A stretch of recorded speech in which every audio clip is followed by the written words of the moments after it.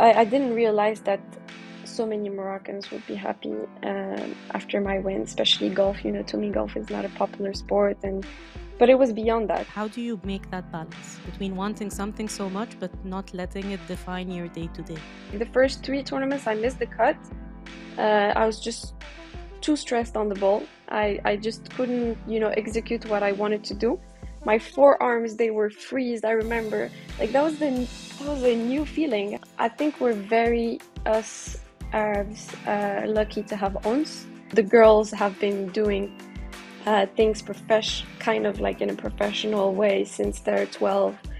And, me, I was just playing 3 times a week. I was like, it was enough for me to be, I don't know, at the time, the number one junior golfer. In general, that period of when you finish high school, you go to university, am I going to go or not? When do I turn pro? All this is a lot for an athlete to figure out. So what was it like for you?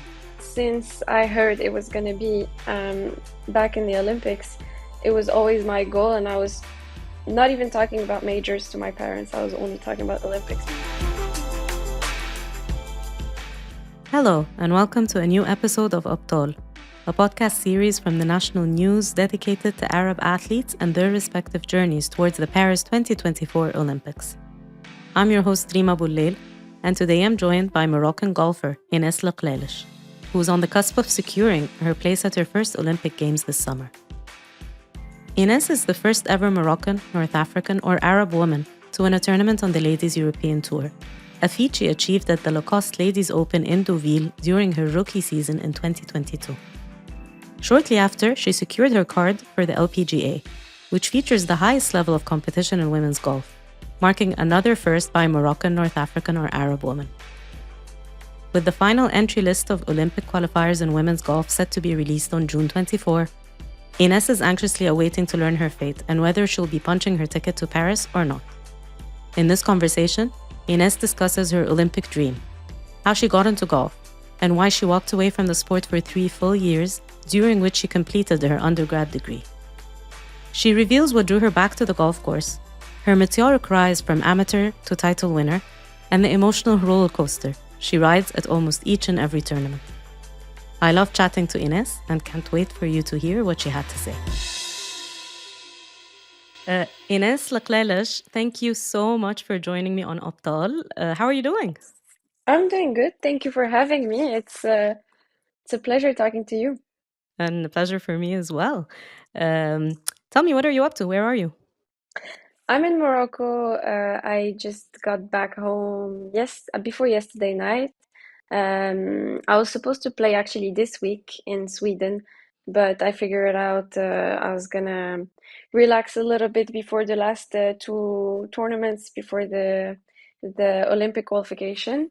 So yeah, I'm just in Casablanca, chilling at home. I didn't get my golf bag; it's still stuck in Frankfurt, so it's a good excuse to relax. Exactly. It's been taken out of your hands. It's Yeah. always good to take a bit of a break. So we are talking right now about 3 weeks away from the cutoff date for the Olympic qualification. How stressful are these last 3 weeks? As we speak right now, you are in strong contention to make it, but you never know. We still have a few weeks left. How are you feeling right now? I mean, I'm not thinking about it too much. I was kind of worried beginning of the season because I was away from the ranking. Last year was challenging.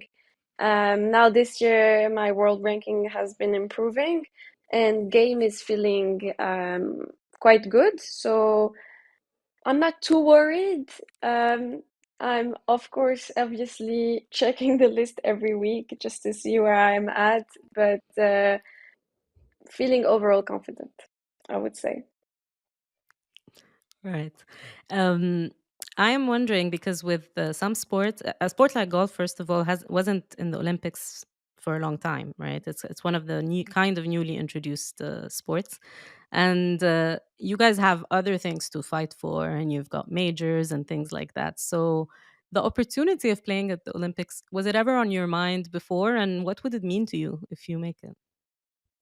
Yeah, it was since I think the first one where golf got back to the Olympics was 2016. So since that date, and they announced it maybe 4 years before or something like that, I'm not too sure.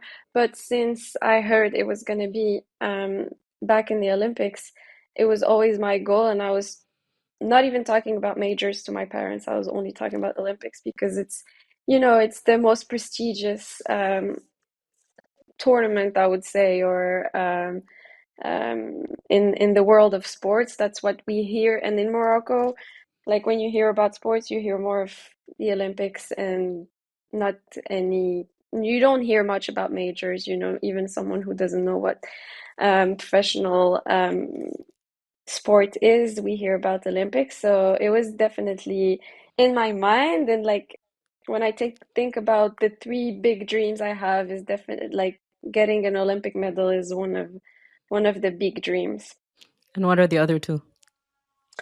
So winning my home tournament, there's one professional event in Rabat. It's called Reem Cup. So winning at home would be one of the big dreams, and the other one is a major. Okay. So speaking of your home tournament, a few months ago, you were actually fighting for the win. You were in the last group. Yeah, And how did that feel? How wild was that? it was amazing. Like it was crazy. It was my second time playing the tournament, and I got paired with a very nice group, good girls actually. So we were kind of pushing each other. When you play with girls playing well, it pushes you. Um, and I had a really good first round. I was standing second after the first day, so I was kind of, first day you don't think much, and then second day you're like, oh, I'm in a position that I'm actually able to win this tournament, and it was amazing. It was a dream week. When you are competing on home soil at the highest level in the sport, uh, and you see the people watching, tell me, are there a lot of young girls on the sidelines? Are people coming up to you, telling you you're inspiring them? All this, I guess, when you're on the tour and places away from home, maybe you don't realize your impact. But when you're at home, probably you realize it more. And I'm just wondering what that experience was like for you. It was like to me always when I hear someone saying, "Oh, your path is inspiring me," I'm super surprised because like I've never thought I could have this impact with someone, and having a few young girls come up to me saying things. It was like I always say, when I started playing golf, it was always a personal, project, and then just with discipline, you start getting to the highest level, and then when you get to the highest level, you start having people and young girls, in different sports in general, saying things about being an inspiration, and having the Moroccans cheer on you. This is like extra motivation on top of the personal project, and it's crazy, and I'm just, yeah, super. I don't know. I just don't know. I'm grateful to be living this, but in the same time, it's still new to me. Okay.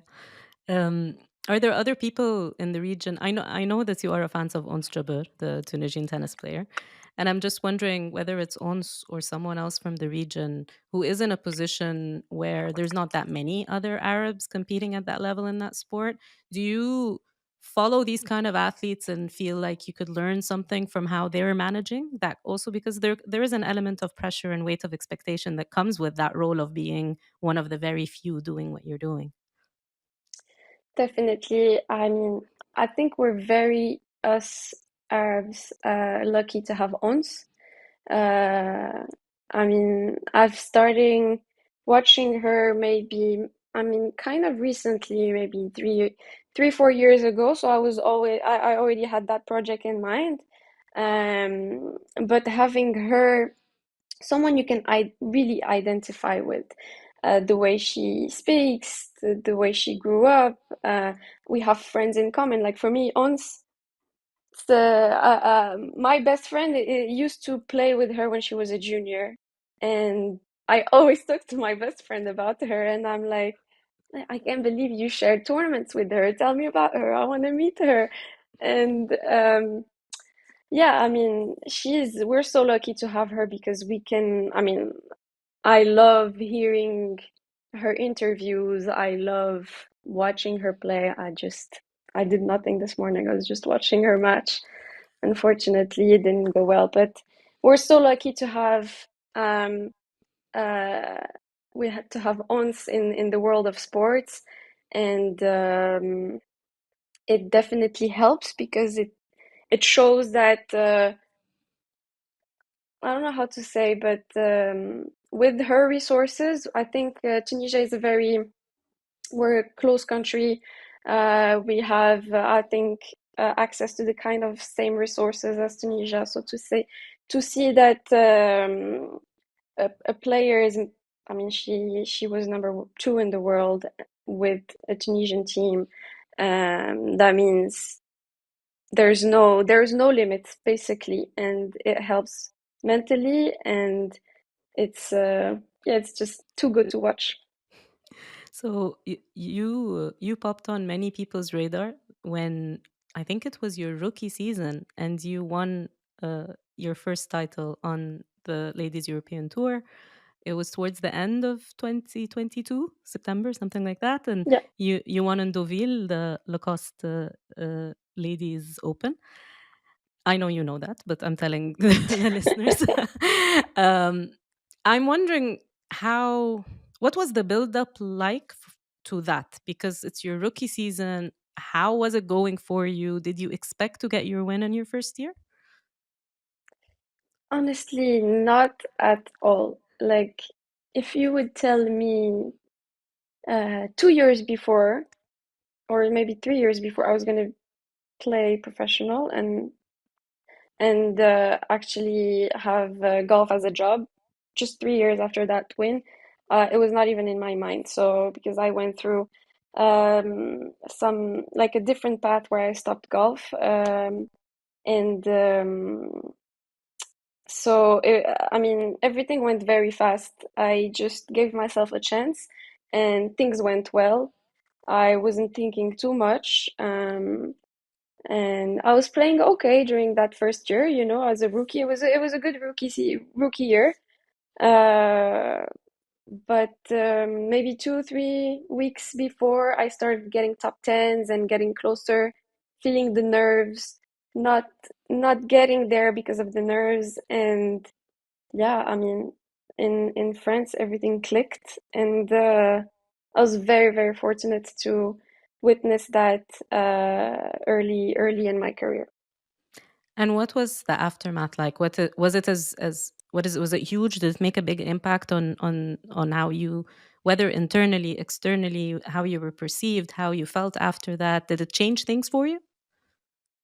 Yeah, I mean, on my side, it changed because that's where I really believe that anything is possible for me, and with just me, how I am, the fact that I stopped playing. I like physically, I'm not the strongest player.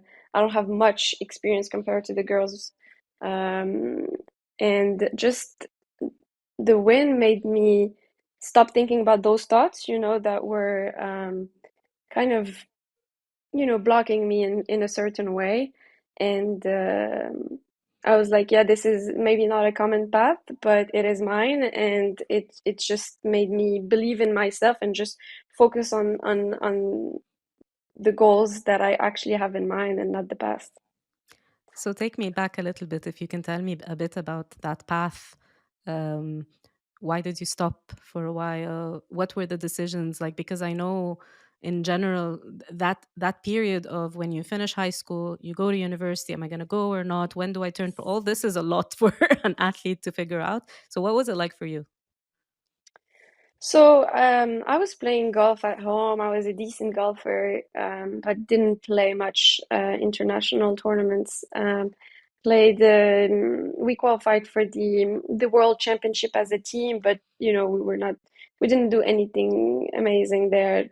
Um, but just the fact of getting there and seeing the actual high level of the amateurs was a huge privilege, and just to see where I'm at compared to the highest, I mean the best girls. And I was like, you know what? I'm not too bad. I'm not. I should give myself a chance. And I know that most of the professionals went through college golf, the US system. And I was like, I'm not ready to turn pro. I mean, it didn't even pass my mind to turn pro at 18. So I was like, if I want to give myself a chance, I should maybe go to US and apply. But I didn't have someone to tell me this is the way. It was just my mind. Even my parents, they didn't know, or I didn't have anyone around that made it at the highest level in golf. So, like, to me, it feels just like luck. And I went to the US, college golf, and I went to a really good school, actually, Wake Forest, where they had really good golfers like Jennifer Kupcho, Will Zalatoris, Cameron Young, who are actually playing in the LPGA and PGA Tour. And so there it was just amazing facilities. Everything was so professional. The girls have been doing things kind of like in a professional way since they're 12. And me, I was just playing 3 times a week. I was like, it was enough for me to be, I don't know, at the time, the number one junior golfer in Morocco. And there it was kind of a smash I mean, a slap in the head, because I've so there's a funny story. I arrived the day before the first day of school. And the first day of school we have to go to the gym at 6 a.m. Or 7. And I never went to the gym before. I was 18 and I never went to the gym before. And I go, and the trainer asked me to squat and do all these things, and I was so overwhelmed. And I was doing, like, I was the only one on the side doing things with a different weight, like a lighter weight. And I was like, oh my God, like I was in a different world. Like, I didn't know what it was. And after a year, we were competing. We had 11 tournaments. I've never played 11 tournaments in a year before. So all of that was kind of overwhelming, because I still had to study, and it was a new education system. Everything, I didn't speak much English at the time. Um, Everything was a little bit too much, and I was like, I'm not as good as I thought, and I don't want to put my studies aside. So I took that decision of stopping to do college golf, and I went back closer to home in England to finish my studies, and that's when I stopped playing for 3 years. Uh, I then graduated in 2019. But those 3 years, I was still thinking of Wake Forest, and I was like, you know what? I gave up too early. Yes, it was hard, but your second year wouldn't be as hard as your first one would have been. And you gave up in golf, and you don't know what your potential is. That's a shame. So I really missed it, and I was lucky, because one year before I graduate, I was um, I was in Morocco. There was a meeting with the federation because I wanted to play the World Amateur, and at the time I was not playing. I was like, yeah, okay, that's fine. I'm gonna go. I'm gonna practice a little bit, and I'm gonna qualify. And there was a new director, the national director, a French guy called Olivier. He was he just got hired, and he was like, well, if you want to qualify, you need to play this tournament and this tournament. He was very severe with me, like, you're not gonna come and just play.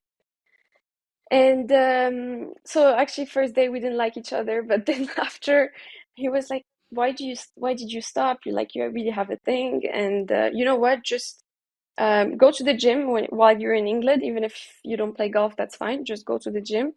And when you graduate in 2019, come back to Morocco. We're gonna practice, and you give yourself a chance. And that's what I did. Um, I practiced for 2 years, got back to it, and then I turned pro. I mean, I went to the LETQ school. I got my card and turned pro in 2022. That is remarkable. What to go from not playing to play as little as you said you were playing before even going to college, and then managing to do that. I think it's very interesting because it shows people there are many paths and many Mm. ways to reach something, and I love that. I absolutely love that. What did you study actually in university? I did management science. Okay. Um, So I am curious. Once you made it to the LET, what was it like? I mean, because you say when you did college golf for the first time, you felt a big shift. Now you step up another level. You qualify to the Ladies European Tour. What was it like when you first went on it? So the qualifying, I mean, the qualifying weeks are so stressful. It was 2 weeks in a row actually, same course. I think they take top 80, and then they take top 20 of the second week. Yeah. Okay. And it's so stressful. Every point counts, every putt counts. I mean, you don't want to go back to Q school. I don't like it. But once I got into the LET, I didn't feel um, how do you say, like my level. I didn't feel like my level was under the girls, because the 2 years where I prepared with my coach, I had the chance to play the Let Access, which is the second division of the LET, and I got good results there. And I was like, I knew I had like my place was there. And but it took me a few tournaments. Like the first three tournaments, I missed the cut. I was just too stressed on the ball. I just couldn't, execute what I wanted to do. My forearms, they were freezed. I remember, like that was a new feeling. I was like, I can't start my backswing. It's just, and golf is such a precise sport where if your body is not free, you can't hit it. So I worked on that, and it really helped. And then after, I started having few good results, and then the win came. And then you played also on you got your card for the LPGA, right? For the following season for Yeah. 2020. So you mentioned earlier that 2023 was a tricky one for you. Why was it tricky? What made it difficult? So LPGA is the highest level in golf. I I got my card, which was amazing. Again, I went through Q school 3 stages, um, and it was amazing being in the US. But it's a higher level. Um, the girls, I mean, there's just the whole tour is so professional. And it was challenging because that year I felt like my game was not at a level where I could compete against the girls, and that was mentally very tough to go through, week in, week out, thinking and feeling that you're not enough, like you don't play good enough to compete against the girls. And yeah, so that was a challenging year because I kind of realized all the work I have to go through, and it's a lot of small details that I need to improve to compete on the LPGA. Um, Again, it happened quite quickly, after just 2 years getting back to the sport. Being on the LPGA was amazing, and I'm so happy that I experienced that.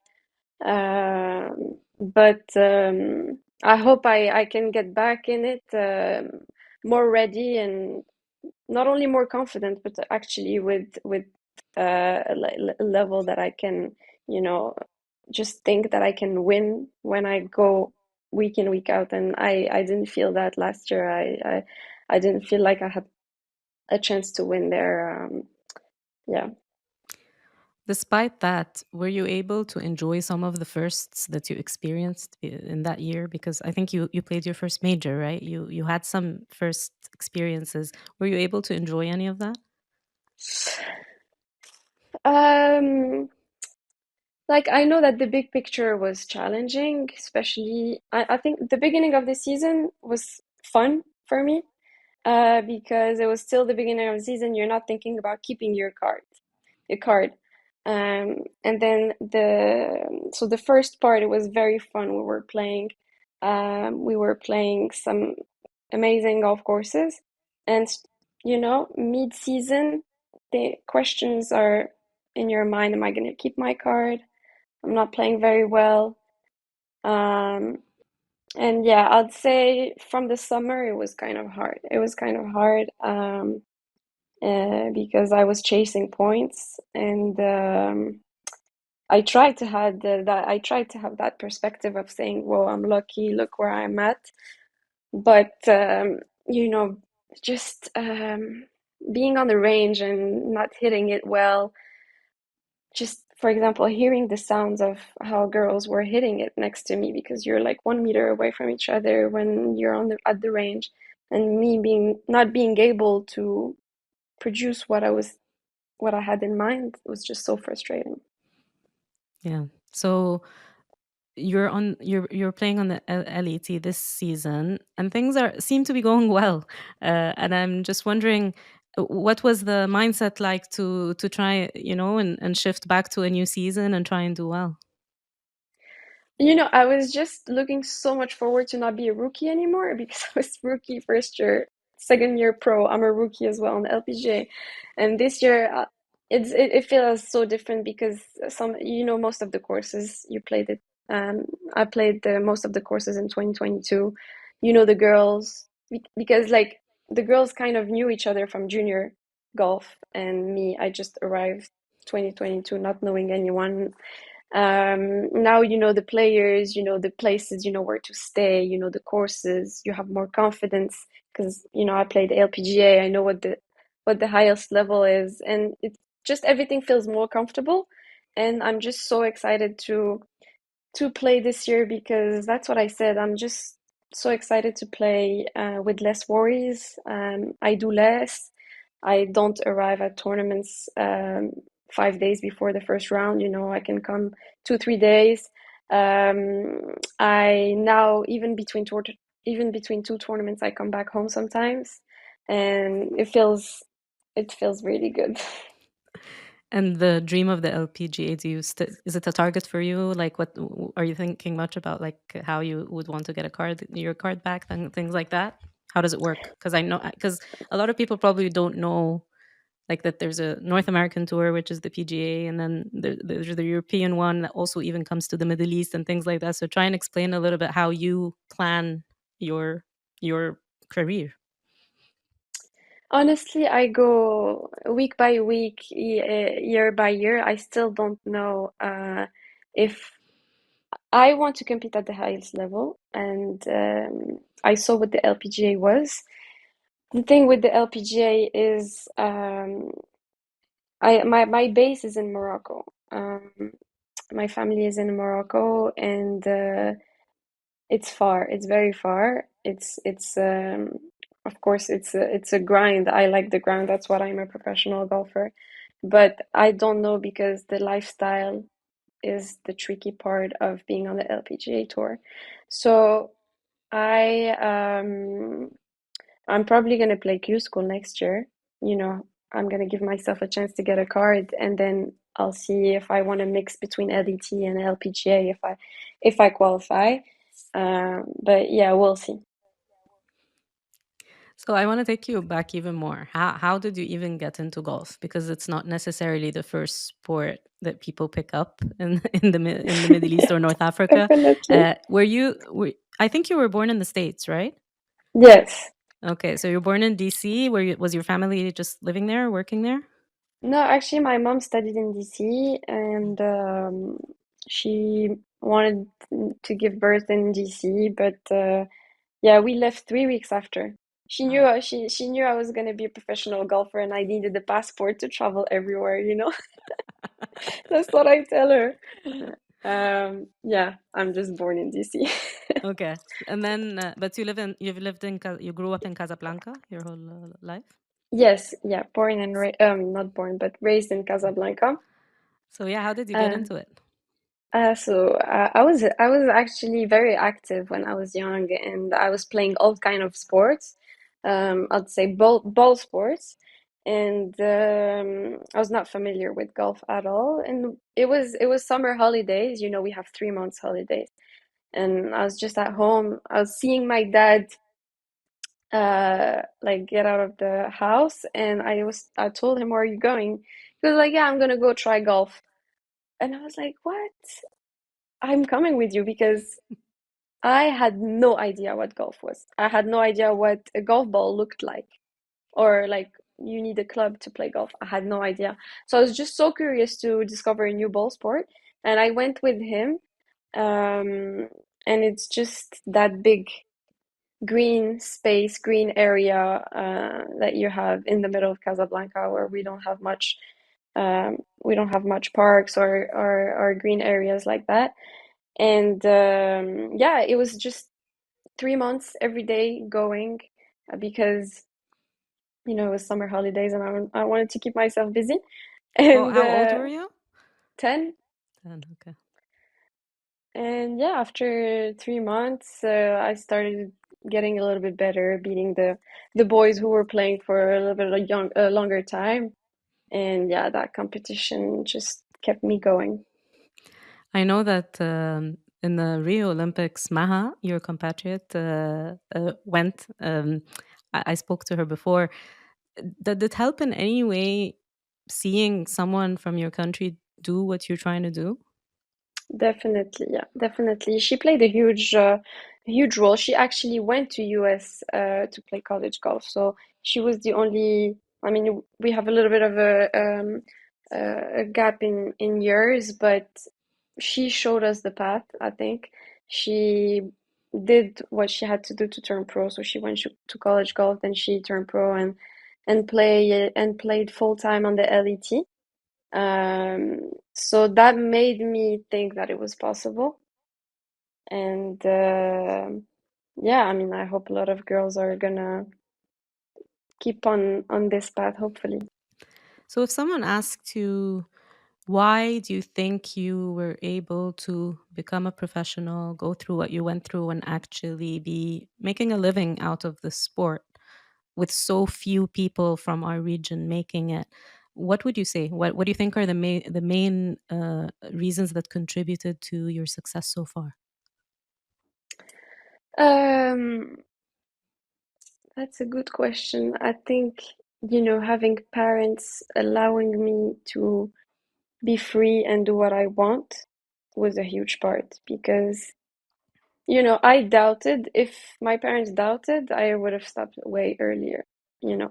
So, they just allowed me to do whatever I wanted, even when I was at Wake Forest and I wanted to stop. They were like, do what you think is best for you. And I had that freedom of just following my instinct very, very early in my age. So, um, this and then obviously meeting Olivier in 2018 because he's the one who he used to be a professional golfer and he played on the European men's tour. And he was the first person I met and who I have a close relationship with that actually knew what it would take to be a professional. So having him and was a big chance. And then, yeah, I married my husband in 2020, and his personality, his vision as well, um, helped me, just put no limits. When I was actually, I doubted a lot of on my technique and on the resources I had early. And he was like, well, let's go see this coach and let's travel and go to this. He's always fixing problems. And yeah, we actually, he really pushed me, and I don't know how you say, but allowed me to fly on my own, kind of. And now he's like seeing from behind the scenes. And yeah, so I think key people that allowed me to be where I am right now. I love that. I think your husband, Ali, right? His name is Ali. Ali, yes. He was your caddy in the tournament that you won, right? Yeah, so the tournament that I won, and then LPGA school, he caddied for me for 2 weeks. I told him, you're the number one in something in your country. You're the most successful Moroccan caddy. You know that. And he loved the title, you know. Now he walks with more confidence. That's awesome. So do you guys frequently like is he frequently with you on the tour, or is he just now just supporting? Like what's it like? So first year he actually came maybe half of the season with me.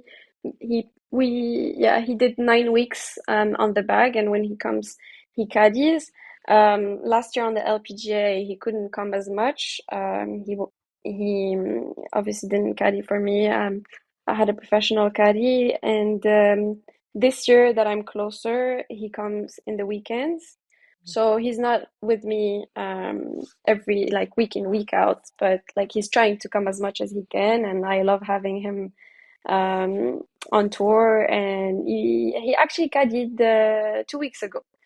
So that was a long time. It was, I think, last time he did it was maybe a year before. So that was really nice. That's awesome. It's nice that you get to do that together sometimes. Um, I am curious, beyond the Olympics, what are your hopes for this year? What do you hope to achieve? A win, definitely. But it has to be less in my mind, I think, because in the beginning of the season, I'm getting a little bit during the rounds a little bit frustrated because I'm very much thinking about it. And yeah, now I think I have to just just do the job without focusing about the results. And but it's something I really want to achieve. And Yeah, it's just what I felt during the first win. I didn't realize that so many Moroccans would be happy after my win, especially golf. You know, to me, golf is not a popular sport, and but it was beyond that, and that's when I realized it.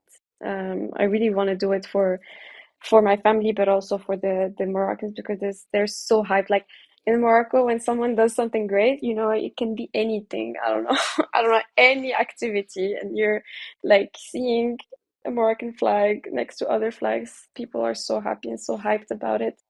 And I want to provide that happiness to people, hopefully. Yeah, it's very true what you're saying, because it's across the region. I think because we don't have that many people excelling at that level, so the amount of support you get is unbelievable. I mean, you said you were just watching Ons Jabeur in her quarterfinal at Roland Garros. I too was watching it. Somehow we got lucked out with scheduling this conversation because it was exactly after she finished, like half an hour after she finished. But also all the Tunisians singing in the stands and the chants and stuff. And I follow a lot of the Arab athletes, and I was watching online Ramzi Boukhiam, who's a Moroccan, the surfer, and I could see that there's so many, and he was competing in Tahiti, so the time difference is crazy. But there are so many Moroccans awake in the middle of the night and like live posting stuff, I and I was, know. it It's must be so good to very. see. We're lucky, honestly, to Mm. to to have that. We're so lucky. I mean, other countries don't get as much attention um, when doing things because they have so many doing the same thing. But yeah, we're very lucky to have that. Yeah. I wanted to go back to a point you were making about you don't want to think too much about the win, but obviously you want the win. That balance, because everyone says you need to be goal oriented, setting goals is important, and all of that. How do you balance that actually between setting a goal but not being too obsessed with it? Do you train mentally? Do you have a mental coach? Like how do you make that balance between wanting something so much but not letting it define your day to day?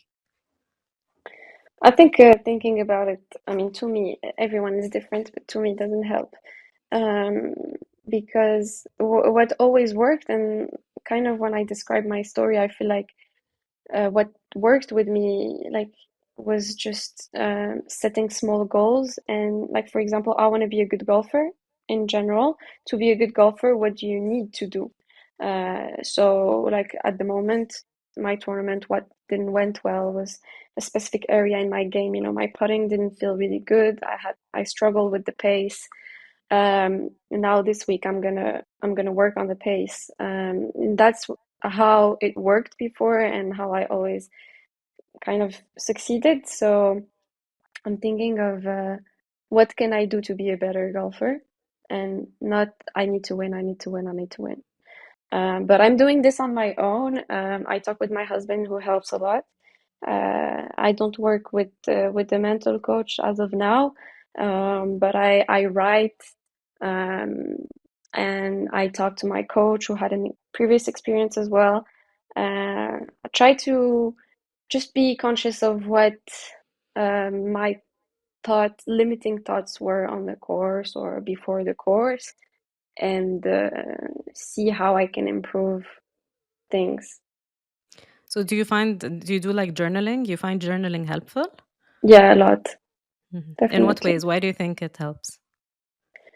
It actually, like, sometimes uh, things are happening in your mind, and you're shutting down these thoughts, and but it's there, and so you're shutting it down, pretending that it's not there. So, like, you're holding emotions, and which is not good. And when you're journaling, actually you're kind of making it conscious that they're there, and that's fine that they're there.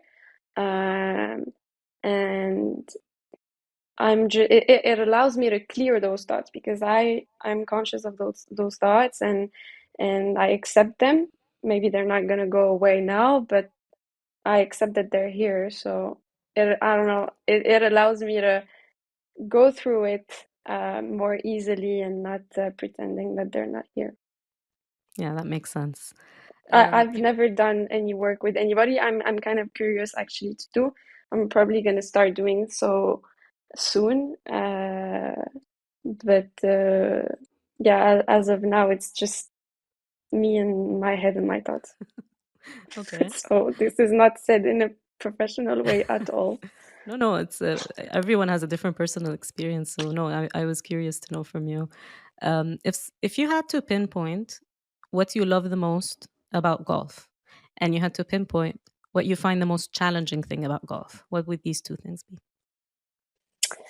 I like just the fact that golf is providing me a feeling of, like, getting better every day, and it's allowing me to dig in so many areas that I never thought about before. Like, I'm getting to know myself.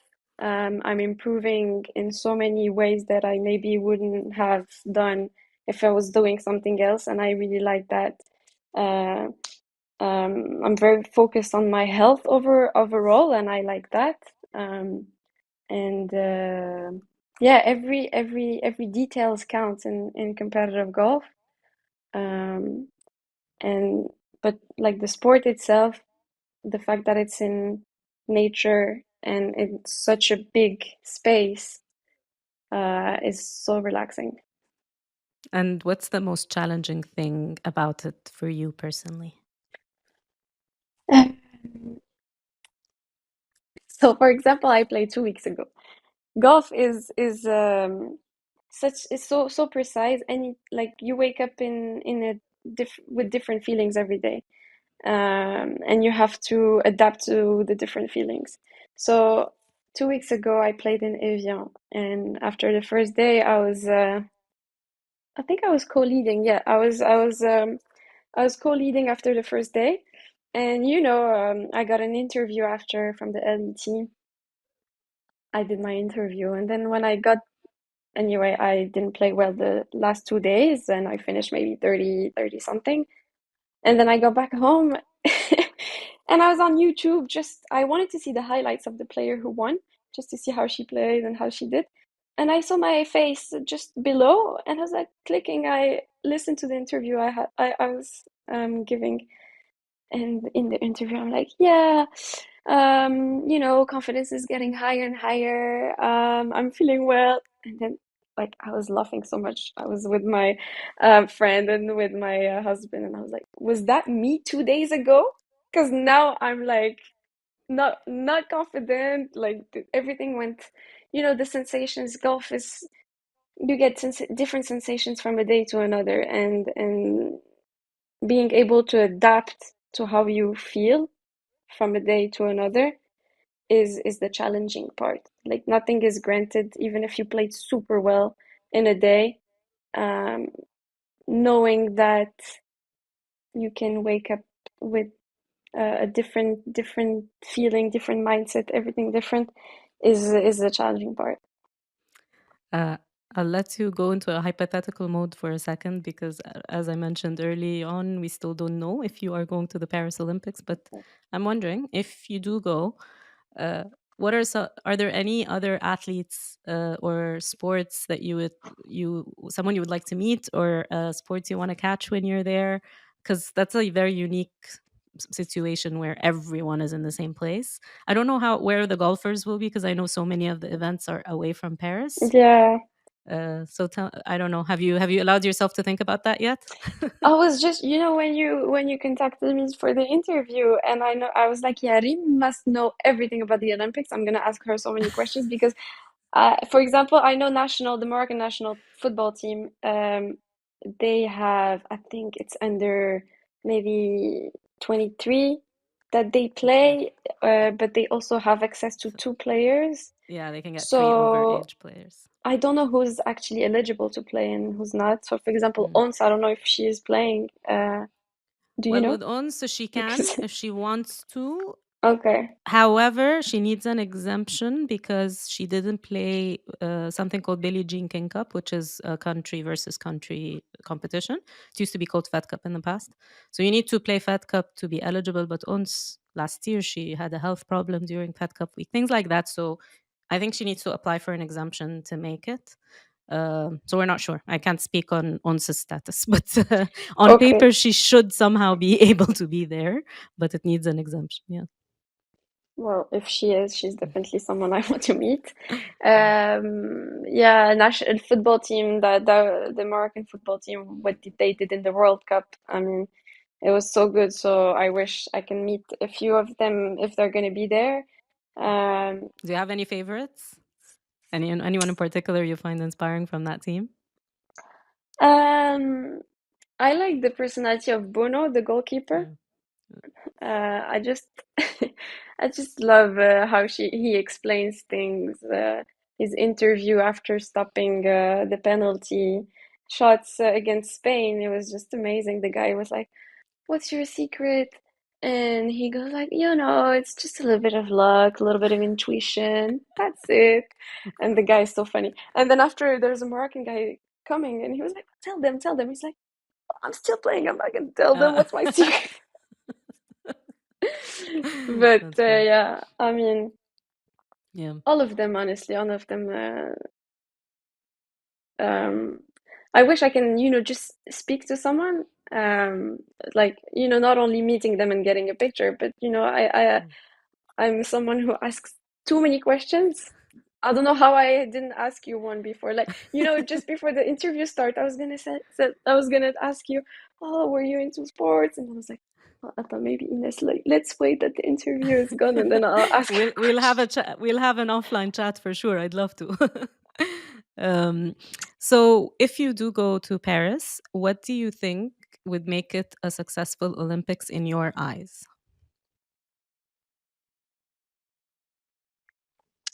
Um, Podium. Okay. I mean, that's a dream. Mhm.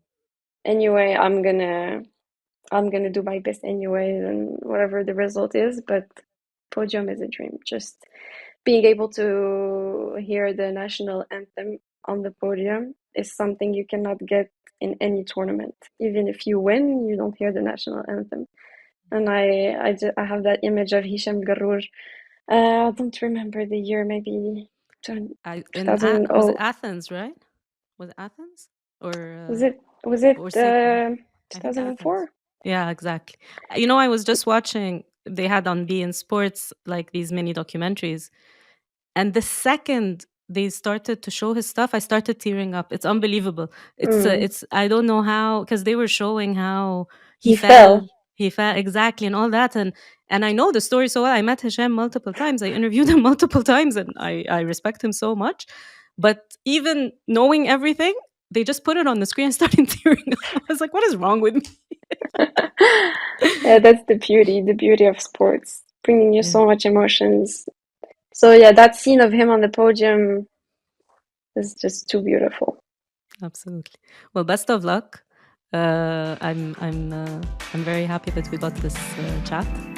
Me too. Thank you. And we will speak again for sure. Thank you so Inshallah. much. Thank you, Reem. Thank you very much. Ines's journey is unlike any other I've witnessed in the world of sport. And it's incredible how fast she managed to adapt to her life as a professional, not too long after her 3-year hiatus. Through both online and offline conversations I've had with her, I've noticed how she has this immense curiosity about the mentality of other elite athletes. She loves to watch player interviews and learns so much from each and every one of them.